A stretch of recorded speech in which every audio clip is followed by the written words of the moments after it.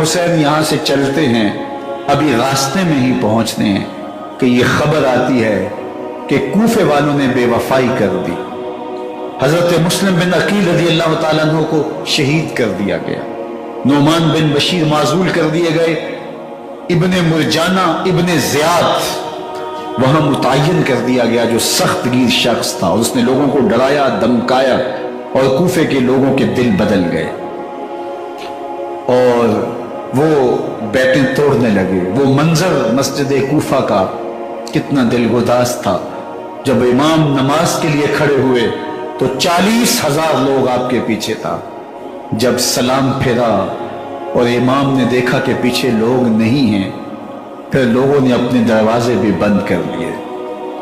رات کی تنہائیاں ہیں اور حضرت مسلم بن عقیل کو کوئی پناہ دینے والا نہیں، لوگوں نے دروازے بند کر لیے کہ کہیں ہمارے گھر میں نہ آ جائیں اور ہم مشقت اور حکومتی جو ہے وہ تشدد کا شکار نہ ہوں۔ کتنا دردناک لمحہ ہے حضرت مسلم بن عقیل رضی اللہ تعالیٰ عنہ پہ، اور پھر حضرت مسلم بن عقیل بے دردی سے شہید کر دیے جاتے ہیں۔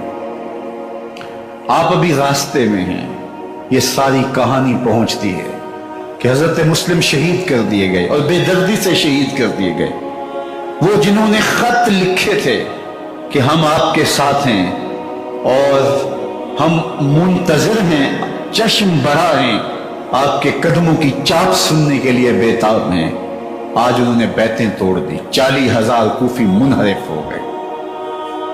مسجد کوفہ کا وہ منظر کس قدر روح کو تڑپا دینے والا تھا۔ ہم پچھلے سال عصر اور مغرب کے درمیان جب کوفہ پہنچے تو سورج ڈوبنے کے قریب تھا۔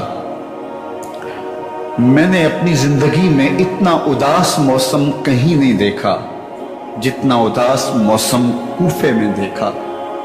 ایسے لگتا تھا جس طرح کوفے کی آب و ہوا آج بھی شرمندہ ہے۔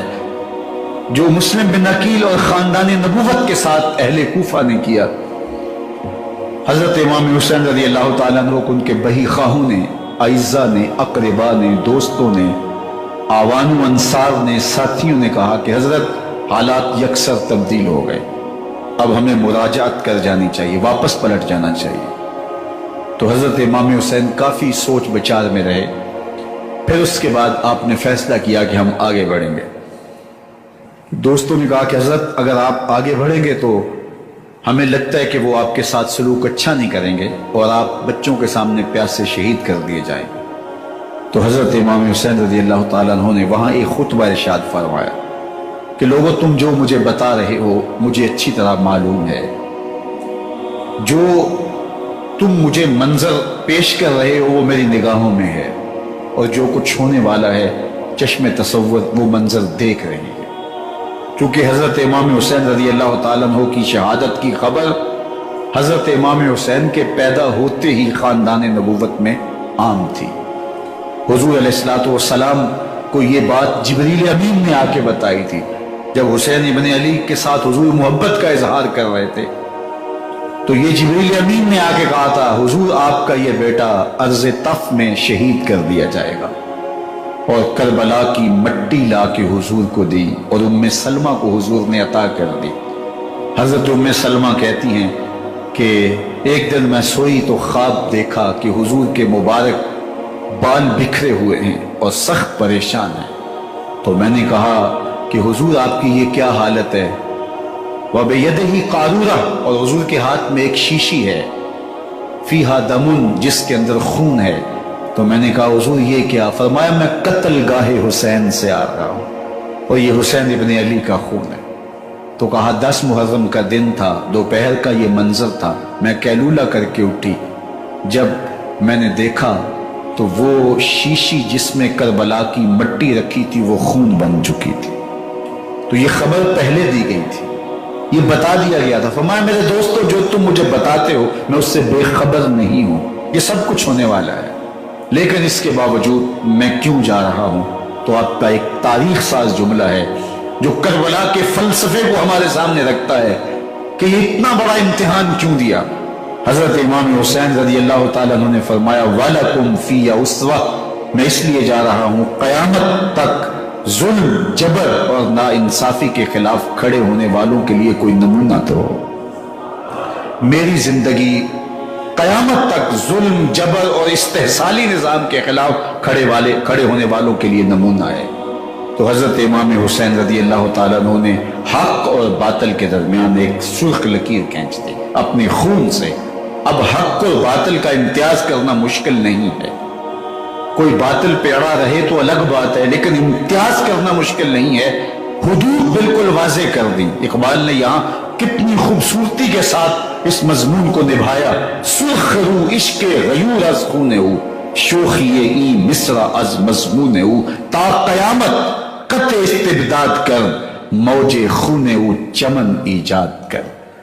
ایک جہاں آباد کر دیا، حق اور باطل کی راہیں اجال دی۔ اب لوگوں کو یزید کا چہرہ پہچاننے میں دیر نہیں لگتی۔ وقت کے ہر یزید کا چہرہ آسانی سے پہچانا جا سکتا ہے۔ یہ معرفت زمانے کو کروائی کس نے؟ حسین ابن علی نے کروائی رضی اللہ تعالی عنہ۔ تو حضرت امام حسین نے فرمایا کہ جو میرے ساتھ ہونے والا ہے میں اچھی طرح جانتا ہوں، لیکن میں اس کے باوجود آگے بڑھوں گا۔ پھر بڑھے اور کربلا میں جا کے خیمہ زن ہو گئے۔ 7 محرم کو پانی بند کر دیا گیا۔ پانی بند ہوا تو کھانا بھی میسر نہیں تھا، لیکن ذکر پانی کا ہوتا ہے اس لیے کہ کھانے کے بغیر انسان کئی دن کاٹ لیتا ہے، لیکن پانی کے بغیر گزر نہیں ہوتی۔ تو فرات کی نہر سامنے اپنی موجوں کے ساتھ چمک رہی ہے، لیکن ایک قطرہ آب بھی آل رسول کو نہیں دیا جا رہا۔ کائنات کے اندر ایسے انوکھے امتحان بھی ہوتے ہیں۔ وارثوں ساقی کوثر کے، مالک ہوں حوض کوثر کے، اور بیٹے ہوں ساقی کوثر کے، اور آج ایک بوند پانی کی بھی میسر نہ ہو۔ صبر کا امتحان ہے، عزیمت کا امتحان ہے۔ حضرت امام حسین رضی اللہ تعالیٰ عنہ خیمہ زن ہو گئے۔ 3 دن تک پانی بند رہتا ہے۔ 9 محرم کو رات کی تنہائی میں حملہ آور ہونا چاہتے ہیں، لیکن آپ نے کہا کہ ہمیں اللہ کے حضور عبادت اور ذکر کے لیے وقت دیا جائے۔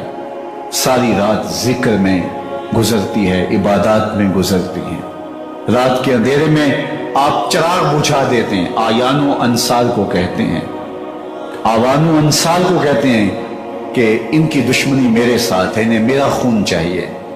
اگر تم رات کی تاریکی میں نکل جاؤ تو میں تم سے کوئی مواخذہ نہیں کروں گا، اور یہ بھی تمہارا پیچھا نہیں کریں گے، اس لیے کہ ان کا مطلوب تم نہیں ہو، ان کا مطلوب میں ہوں۔ جب چراغ جلایا تو کوئی بھی نہیں گیا۔ مسلم بن اوسجہ کھڑے ہو کے کہتے ہیں، حضرت اگر ہمارے بدن کو 70 بار کاٹا جائے اور جلایا جائے اور ہواؤں میں اڑا دیا جائے پھر بھی آپ کا ساتھ نہیں چھوڑیں گے۔ 70 سال کے بوڑھے ہیں حبیب بن مظاہر، کہتے ہیں حضرت آپ کو چھوڑ کے جائیں کہاں؟ آپ کو چھوڑ کے جائیں کہاں؟ کوئی ساتھ چھوڑنے کے لیے تیار نہیں ہے۔ پیاس ہے، سخت گرمی ہے، کربلا کا ماحول ہے۔ 72 افراد اور خاندان کی خواتین میدان کربلا میں خیمہ زن ہیں۔ دوسری طرف لشکر اعداء اشقیا 22,000 کی تعداد میں مقابلے میں، ایک روایت 30,000 کی ہے۔ ان صرف 72 پیاسے لوگوں کے لیے اتنے لوگوں کو جمع کرنے کا مقصد خوف زدہ کرنا تھا کہ یزید کی بیعت کر لیں۔ شرط ہے کہ یزید کی بیعت کر لیں، محاصرے توڑ دیں گے، پانی دستیاب ہوگا، اعزاز و اکرام سے نوازا جائے گا، خزانوں کے منہ کھول دیے جائیں گے۔ لیکن حسین ابن علی کہتے تھے سب کچھ لٹ جائے گا، باطل کے ہاتھ پہ ہاتھ نہیں رکھنا۔ اللہ اکبر۔ اب صبح طلوع ہوتی ہے، عاشور کا دن چڑھتا ہے، سورج اپنی پوری تمازت کے ساتھ گرمی برسا رہا ہے۔ آج خاندان نبوت کا امتحان زمانے نے دیکھنا ہے۔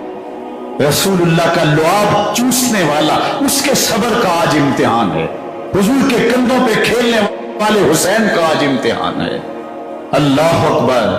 تیر چلتا ہے۔ حسین ابن علی تمام حجت کرتے ہیں، میں نے تمہارا کچھ نہیں بگاڑا، میں نے کسی کا خون نہیں کیا، میں نے کوئی زیادتی نہیں کی، میں تمہارے نبی کا نواسا ہوں، رسول اللہ صلی اللہ علیہ وسلم کے کندھوں پہ کھیلتا رہا ہوں۔ حضور